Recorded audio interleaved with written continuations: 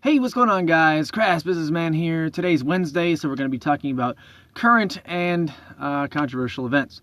Today's quote of the day is, "It's hard to win an argument with a smart person, but it's damn near impossible to win an argument with a stupid person." And that's from Bill Murray. Gotta love fucking Bill Murray. So today we're going to discuss the ever-frustrating anti-vax movement. Apparently, doctors, scientists, and researchers who have dedicated their entire lives to these fields of study don't know more than the stoned hippie that's pushing Cherokee hair tampons at your local homeopathy mart. Unfortunately, the society in which we live tends to lend entirely too much credence to anything that goes viral, accurate or not.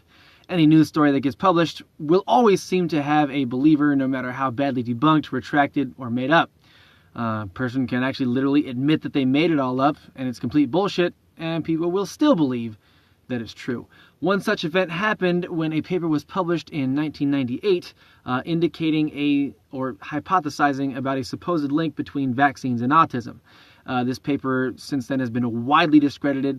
It was written by Dr. Andrew Wakefield and about 12 other colleagues who about 95% of them have retracted their statements. The paper was horribly flawed on almost every front. After the publication of the paper, other researchers were unable to reproduce Wakefield's findings or confirm his hypothesis by any means, and there was no association between MMR vaccine and autism or autism and gastrointestinal diseases. The sole reason that we have the peer review process in the scientific community is so that we don't have quacks making wild, unsubstantiated, and potentially harmful claims. Mr. Wakefield is now a discredited former British doctor. He was a gastroenterologist until he was struck off the UK medical register for unethical behavior, misconduct, and dishonesty. But unfortunately, like I always say, the scariest documentary that I've ever seen is Idiocracy. Dumbasses will continue to breed and will continue to perpetuate dumbassery. Since this has happened, many have used other pseudoscientific claims and misunderstandings to support their claims. One of which is that vaccines contain toxic chemicals. And technically, this is true. However, technically, it's also true of literally everything. Everything in certain doses can fucking kill you.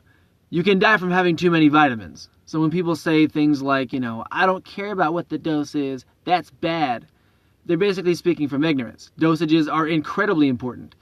One such chemical present in vaccines that was cause for alarm, or it wasn't really cause for alarm, but it used to be in it until 2002, was thimerosal. Thimerosal is an organomercury compound. So when people hear this, they say, oh my god, mercury bad. But the reality is that the compound is a well-established antiseptic and antifungal agent used to prevent staph infection.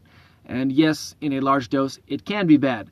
But the amount contained in the vaccine, which keep in mind has been tested for decades, does not cause adverse health problems. And is no cause for concern. Other claims are that the government is somehow something with Big Pharma and Illuminati. I don't know what fucking horseshit they come up with these days. It's ridiculous. It's a conspiracy theory. I don't know. There's apparently some sort of financial motive, even though after working directly for the government in the military for 5 years, I can say that we don't even know how to figure out how to get a website working properly, let alone pull off a huge worldwide conspiracy. People never talk, right? They're really good at keeping secrets.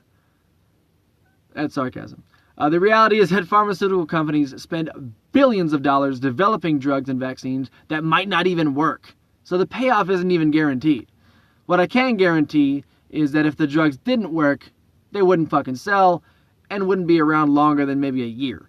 And lastly, another common claim is that it's my choice and it doesn't affect anyone else but my kids if I decide to do it or not. This is demonstrably untrue. See, what ends up happening with diseases that we've eradicated with vaccines is that some dipshit who doesn't vaccinate gets a horrible strain of the disease. It then has a possibility of mutating, as many, many viruses and bacteria tend to do, and it can become resilient to vaccines. We then can have diseases with no cure because Karen thinks she knows better than everyone else. Karen being the local soccer mom. So don't be a fucking dumbass. Get your vaccines, and get your kids their vaccines as well. All the science in every aspect is on the side of vaccines.